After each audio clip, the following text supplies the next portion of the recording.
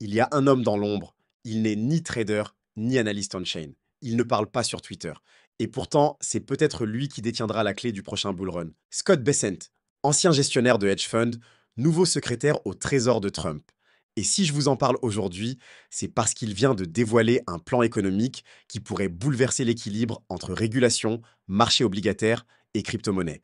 Alors oui, on est dimanche. Il n'y a pas de monteur, pas d'effet, pas de b-roll. Mais je pense que ce sujet mérite vraiment qu'on s'y attarde. Surtout après la vidéo de cette semaine sur le pump orchestré du Bitcoin et les intérêts croisés entre Wall Street, Trump et la Fed. Ce n'est pas un conseil en investissement, mais ce que vous allez comprendre aujourd'hui pourrait vous donner une longueur d'avance sur l'un des mouvements les plus silencieux de ce cycle. C'est parti. À première vue, on pourrait croire à un retour aux vieilles recettes. Trump revient et avec lui, les droits de douane massifs sur les importations chinoises. Un outil de négociation, une punition commerciale, une arme politique. Pas seulement. Dans les chiffres, ce sont 70 milliards de dollars que les États-Unis ont collectés en avril grâce à ces taxes. C'est colossal. Et surtout, c'est bien au-dessus des prévisions officielles du Bureau du budget. Mais ce n'est que la part visible de l'opération. Car en réalité, ces droits de douane servent à financer directement le plan de dépenses de Trump. Un plan ambitieux, colossal, qui vise à relancer la machine américaine à quelques mois de l'élection. Et au lieu d'augmenter les impôts, ce qui est politiquement suicidaire, le pari, c'est de faire payer l'addition aux multinationales sans que les électeurs ne s'en rendent compte. Ce que Scott Bessent met en place, c'est une équation simple. Plus de douane équivaut à plus de recettes, équivaut à moins besoin d'impôts. Sauf que dans les faits, ce sont les entreprises importatrices qui absorbent le choc. Et quand l'économie tourne à plein régime, elles peuvent répercuter ces hausses sur les prix. Mais là, c'est différent. La consommation ralentit, les marges s'érodent. Et certaines boîtes comme Walmart commencent déjà à absorber les hausses elles-mêmes juste pour garder leur clientèle. Alors, est-ce que ce plan est viable? Est-ce que c'est juste un coup de poker préélectoral? Pas exactement. Parce que derrière ces hausses tarifaires, il y a un deuxième étage. Scott Bessent le sait mieux que personne. Faire payer les entreprises, c'est risqué. À court terme, ça fait rentrer de l'argent dans les caisses. Mais si les boîtes réduisent leurs investissements, gélatent les embauches ou ferment des lignes entières de production, c'est l'économie réelle qui ralentit. Et ça, Trump ne peut pas se le permettre. Il s'est fait élire sur la promesse de Make America Great Again. Alors pour compenser les effets des douanes, Bessant dégaine un levier classique, mais redoutable, la dérégulation. Moins de normes, moins de bureaucratie, moins d'obligations. Autrement dit, plus de marge pour les entreprises sans qu'elles aient besoin d'augmenter leurs prix. Pendant son audition au Congrès, il l'a dit sans détour. La Maison-Blanche travaille déjà à un allègement massif des contraintes administratives sur plusieurs secteurs clés. Objectif, permettre aux entreprises de digérer les hausses de coûts sans plomber leur rentabilité. Et ce n'est pas une promesse vague. Le calendrier est posé, les premiers effets devraient apparaître dès le troisième trimestre, avec une montée en puissance au quatrième. Mais cette stratégie a un prix, car en attendant que la dérégulation produise ses effets, les entreprises doivent encaisser les coûts douaniers dès maintenant. C'est une période de tension, un entre-deux, et c'est précisément pour ça que le Trésor explore une troisième voie. Une voie que personne ne surveille vraiment, et qui pourrait transformer la crypto en outil fiscal majeur pour les États-Unis. C'est sans doute le passage le plus sous-estimé de toute l'audition de Scott Bessent. Et pourtant, il pourrait bien devenir le pivot invisible de la relance économique américaine. Lorsqu'un député lui demande quelle place la crypto pourrait jouer dans la stratégie budgétaire du pays, Scott ne parle ni de Bitcoin, ni d'ETF, ni de Web3. Il parle de stablecoin. Et là, il balance une projection qui a fait lever les sourcils. Selon les analyses internes du Trésor, les stablecoins pourraient générer jusqu'à 2000 milliards de dollars de demandes en bons du Trésor américain d'ici 2026. 2000 milliards. À mettre en perspective avec la situation actuelle, aujourd'hui, les stablecoins en circulation représentent environ 250 milliards de dollars. Et ils sont adossés à des obligations à court terme, notamment des bons du Trésor américain. Ce que Scott anticipe, c'est une explosion de la demande. Un marché qui passerait de 250 milliards à 8 fois plus. Et cette demande massive viendrait mécaniquement soutenir les émissions obligataires du Trésor sans passer par la Fed. C'est là que tout change.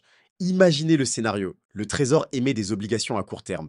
Les émetteurs de stablecoins les achètent pour garantir leurs tokens. Le Trésor récupère des liquidités. Et il utilise cette manne pour racheter des obligations à long terme, ce qui a pour effet de faire baisser les taux longs et stimuler les marchés. Autrement dit, une sorte de quantitative easing, mais sans la Fed, et ce n'est pas théorique. Le Trésor américain a déjà lancé un programme de rachats obligataires, discrètement, depuis fin avril.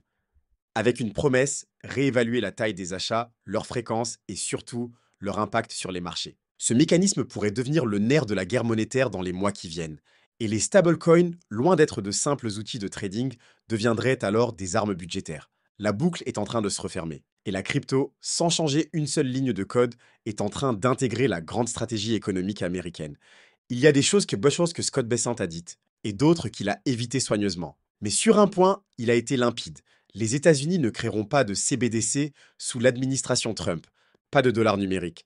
Pas de système centralisé capable de bloquer un portefeuille d'un simple clic. Pourquoi? Parce que pour Bessent, lancer une CBDC, c'est reconnaître une faiblesse. C'est admettre que la devise est menacée, qu'elle a besoin d'un cadre autoritaire pour survivre. C'est une forme de panique monétaire déguisée en modernité. Et il a raison sur un point fondamental. Les CBDC ne servent pas à innover. Elles servent à verrouiller, à empêcher les citoyens de migrer vers d'autres devises, d'autres systèmes, d'autres solutions. C'est une réaction défensive typique des monnaies en déclin. Regardez l'euro numérique, regardez le yuan numérique, regardez les tests en Afrique avec le Naira ou le 100 dollar. Tous ont un point commun, faible adoption et défiance populaire. Et face à ça, la stratégie de Bessant est radicalement différente. Plutôt que de contrôler, il préfère séduire. L'idée, c'est de laisser prospérer des stablecoins adossés au dollar émis par le privé, mais qui, au final, renforcent l'hégémonie du dollar dans les échanges mondiaux, même dans un monde en dédollarisation. C'est subtil, mais c'est diaboliquement efficace. Les États-Unis pourraient dominer la crypto, non pas en contrôlant la blockchain, mais en occupant toutes les bases monétaires de cette nouvelle économie. Et c'est exactement ce que prépare Bessent. C'est une stratégie d'influence globale. Car en laissant les stablecoins se répandre à travers le monde, les États-Unis posent une bombe monétaire douce, un dollar numérique décentralisé, émis par le marché, mais contrôlé par la demande. Et ça change tout, car dans les pays où le dollar physique est rare, dans les économies fragiles, instables ou sous sanctions, les stablecoins deviennent une alternative monétaire crédible, plus rapide, plus accessible, plus stable. À terme, on pourrait voir des populations entières utiliser des USDT ou des USDC pour échapper à leur propre inflation, payer leurs importations ou stocker leur épargne. Et à chaque transaction, ce sont des bons du Trésor américain qui se retrouvent derrière en collatéral. Le soft power ultime. Pas besoin d'envoyer des soldats, pas besoin de signer des traités. Il suffit de laisser les mécanismes du marché faire le travail. Et c'est là toute la puissance de ce que prépare Scott Bessent. En s'opposant au CBDC et en misant sur les stablecoins privés, il permet aux États-Unis de dominer la crypto, sans avoir besoin de la contrôler. Un empire invisible adossé à la blockchain, mais avec à sa base le même vieux levier, le dollar. Ce n'est plus seulement une bataille technologique, c'est une guerre monétaire silencieuse où la crypto devient l'arme et le marché le champ de bataille. Ce qu'on vient de décrypter aujourd'hui, c'est peut-être le vrai visage de la prochaine phase haussière. Une montée des marchés pas tirée par l'innovation technique, ni par la hype, mais par une mécanique monétaire soigneusement orchestrée. Zol, dérégulation, stablecoin. C'est une ligne de code économique écrite par Scott Bessent dans l'ombre, mais qui pourrait bientôt se refléter sur les graphiques de tout le marché crypto. Rien n'est garanti, les échéances sont serrées, et la Fed, comme toujours, pourrait venir troubler le plan. Mais une chose est sûre, le marché est en train de changer de logique, et ceux qui comprennent ce basculement avant les autres auront un avantage décisif. Ce n'est pas un conseil en investissement, mais une invitation à ouvrir l'œil, à lire entre les lignes et à suivre les flux invisibles bien avant qu'ils deviennent tendance.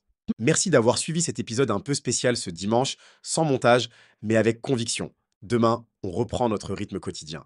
C'était Mansour. Passez un bon dimanche et comme toujours, stratégie, patience et vision. Peace.